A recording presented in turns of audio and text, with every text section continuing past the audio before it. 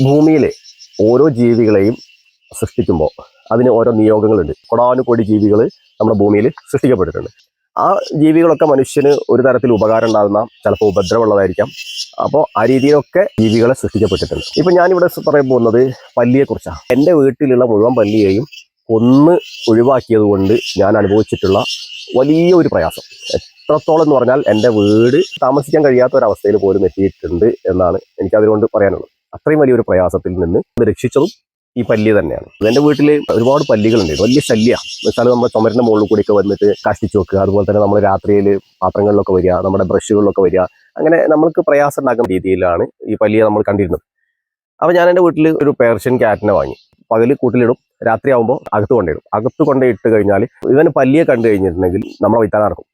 പല്ലിയെ കണ്ടിട്ടുണ്ടെങ്കിൽ അതിനെ പിടിച്ചിട്ടേ പിന്നെ അടങ്ങുള്ളൂ. രണ്ട് കാര്യമാണ്. അവനെ ഒന്ന് കളിപ്പിക്കലായി, അതോടൊപ്പം തന്നെ നമ്മൾ പല്ലിയുടെ ശല്യം ഇല്ലാതാക്കില്ലേ. നമ്മൾ ചെന്നിട്ട് വടിയൊക്കെ എടുത്തിട്ട് അതിനെ തട്ടി താഴോട്ട് ഇട്ട് കൊടുക്കും.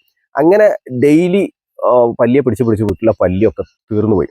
പിന്നെയാണ് കുറച്ച് ദിവസങ്ങൾക്ക് ശേഷമാണ് എൻ്റെ വീട്ടിൽ അതിഭയാനകമായ രീതിയിൽ ഒരു ജീവി വർദ്ധിച്ചു വന്നത്. അത് പാറ്റയായിരുന്നു. പാറ്റ വല്ലാതെ എൻ്റെ വീട്ടിൽ വർദ്ധിച്ചു എന്നത് എത്രത്തോളം എന്ന് വെച്ചാൽ നമുക്ക് രാത്രിയിൽ കിടന്നുറങ്ങാൻ പറ്റില്ല. നമ്മളൊരു വസ്തു നമ്മളെ വീട്ടിൽ വെക്കാൻ പറ്റില്ല. എല്ലാത്തിലും പാറ്റ കയറുക.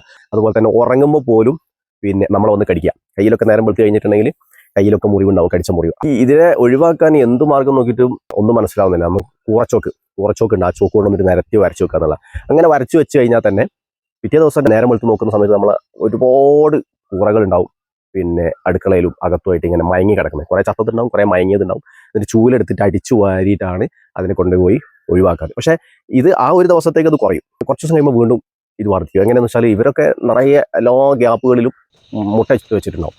പിറ്റേ ദിവസം ആകുമ്പോഴത്തേക്ക് ഇത് വീണ്ടും വിരിയുകയും പിന്നെയും നമ്മുടെ വീട്ടിൽ ഈ പൂറ ശല്യം വർദ്ധിക്കുകയും ചെയ്തിട്ടുണ്ട്. ഒരു തരത്തിൽ നമുക്കതിനെ ഒഴിവാക്കാൻ പറ്റാത്ത അവസ്ഥ. അപ്പം മരുന്നൊക്കെ അടിക്കാന്ന് പറഞ്ഞാൽ പിന്നെ നമുക്ക് അതിൻ്റെ ഉള്ളിൽ താമസിക്കണമെങ്കിൽ ഇവിടെ കഴിയണമല്ലോ. എന്ത് ചെയ്യും എന്നുള്ള ആ ഒരു ആലോചനയിൽ ഇങ്ങനെ നിൽക്കുന്ന സമയത്ത് കുറച്ച് കാലങ്ങൾ കഴിഞ്ഞ് ഞാൻ എൻ്റെ പൂച്ചയെ വിറ്റതിൻ്റെ ശേഷം വീണ്ടും എൻ്റെ വീട്ടിൽ പല്ലി വർദ്ധിച്ചു വന്നു. സ്വാഭാവികമായിട്ടും ആദ്യം കണ്ടതുപോലെയുള്ള കോക്രോച്ചിൻ്റെ പാറ്റയുടെ ശല്യം കാണില്ല. അപ്പോൾ ഞാനിതിങ്ങനെ നിരീക്ഷിച്ചു. ഇതിപ്പോൾ നമ്മൾ പ്രത്യേകിച്ചൊന്നും ചെയ്തിട്ടില്ല. കുറച്ചൊക്കെ ഇങ്ങനെ വരച്ചു കൊടുക്കും, കൂറ കുറഞ്ഞു.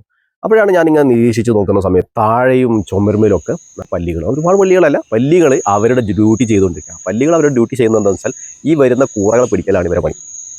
രാത്രിയിൽ ഇവരുടെ പണി കൂറകളെ പിടിക്കുക എന്നുള്ളതാണ്. അപ്പോൾ ചെറുതാണെങ്കിലും വലുതാണെങ്കിലും ഇവർക്ക് ഒതുങ്ങുന്ന രീതിയിലുള്ള കൂറകളൊക്കെ ഇവർ രാത്രിയിൽ ശരിയാക്കളയും. അങ്ങനെ ഡെയിലി രാത്രിയിൽ ഇവർ ഇറങ്ങി കൂറയെ പിടിക്കാൻ തുടങ്ങിയതോടുകൂടി എൻ്റെ വീട്ടിലുള്ള കൂറകളൊക്കെ നശിച്ചു പോയി. ഇപ്പോൾ കൂറൻ്റെ ഒരു ശല്യം എൻ്റെ വീട്ടിലില്ല. ഇതേ വീഡിയോ ഞാൻ അതിന് മുമ്പ് ചെയ്താൽ ഡിലീറ്റ് ചെയ്യേണ്ടി വന്നിട്ടുണ്ട്.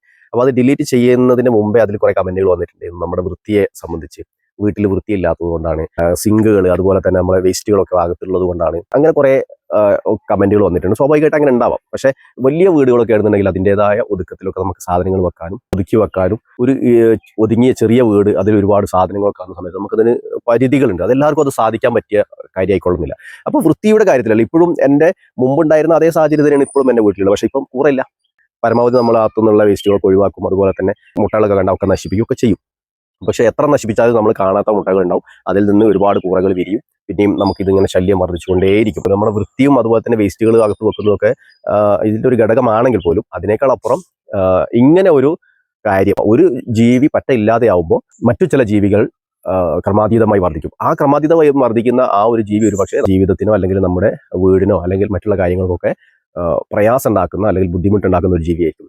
അപ്പോൾ നമുക്കിതിൽ നിന്ന് മനസ്സിലാവുന്നു, ഒരു ജീവിയെയും നമ്മൾ പറ്റ ഇല്ലാതാക്കാനും പറ്റില്ല. എന്നാൽ ഒരു ജീവിയെയും നമുക്ക് പരിധിയിൽ കൂടുതൽ നമുക്ക് വളർത്താനും കഴിയില്ല അല്ലെങ്കിൽ പോറ്റാനും കഴിയില്ല എന്നത് നമുക്ക് ഇതിൽ നിന്ന് കിട്ടിയ വലിയൊരു അറിവാണ്.